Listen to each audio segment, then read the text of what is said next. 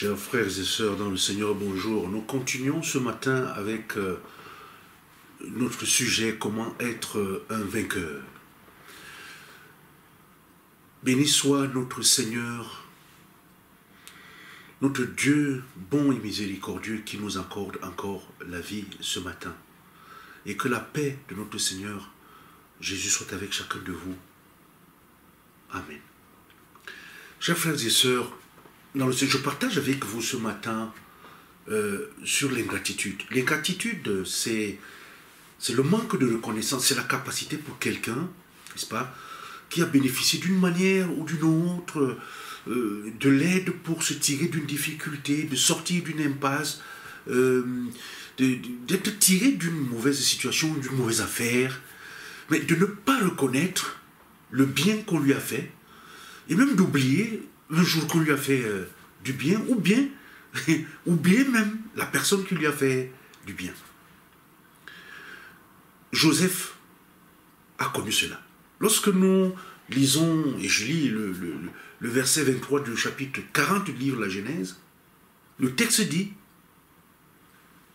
le chef des échansons ne pensa plus à Joseph. Il l'oublia.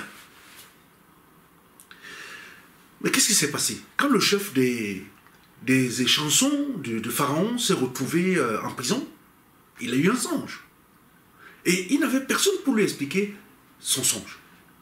Alors Joseph, qui était en prison, lui a dit, mais Joseph lui a fait comprendre que c'est à Dieu qu'appartiennent les explications. Eh bien, parle-moi de ton songe, et comme ça on verra. Et c'est ainsi qu'après avoir pris connaissance, n'est-ce pas, du songe du chef des échansons, alors Joseph lui en a donné l'explication. Mais quand il a donné cette explication, il a dit, souviens-toi de moi quand tu seras heureux, et montre, je te prie, de la bonté à mon égard. Parle en ma faveur à Pharaon et fais-moi sortir de cette maison. Mais lorsqu'il a été acquitté, et il a même repris ses fonctions d'échanson, n'est-ce pas, du Pharaon, mais ce monsieur, il n'a plus pensé à Joseph. Il a oublié. Et Joseph est resté en prison. Et ceci pendant 2 bonnes années. 2 bonnes années. Oublié pendant 2 ans. Bien aimé dans le Seigneur, cette attitude, ce comportement révèle tout simplement le caractère ingrat de cet homme.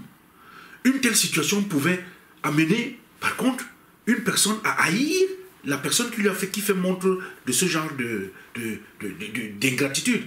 Mais Joseph ne l'a pas fait. Il avait appris, Joseph, la vertu d'attendre et de faire confiance à Dieu pour que Dieu œuvre, n'est-ce pas, dans sa vie. Dieu a prolongé son temps en prison afin d'augmenter sa patience et l'amener à croire que Dieu travaille pour lui, pour approfondir sa confiance et sa fidélité. Bien-aimé dans le Seigneur, pour être vainqueur, il faut être patient. Car la politique de Dieu, pour te conduire à la victoire, passe aussi par des stratégies, la stratégie de la difficulté, des obstacles qui surviennent, non pour te nuire, mais pour te former à la maîtrise, pour être plus fort. La tardivité de Dieu était une évidence supplémentaire de sa grâce envers son vainqueur Joseph. D'ailleurs, David, dans les psaumes, dira plus tard, « Attends-toi donc à l'Éternel. Sois fort, affermis ton courage.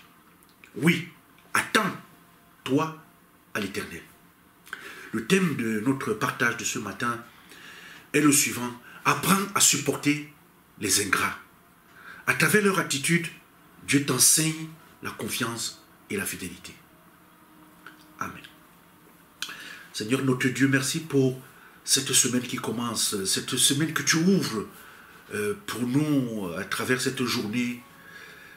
Seigneur, où tu nous apprends que autour de nous, nous pouvons vivre l'ingratitude, mais que c'est une école de formation pour ceux qui doivent être victorieux demain, ceux qui doivent être des vainqueurs.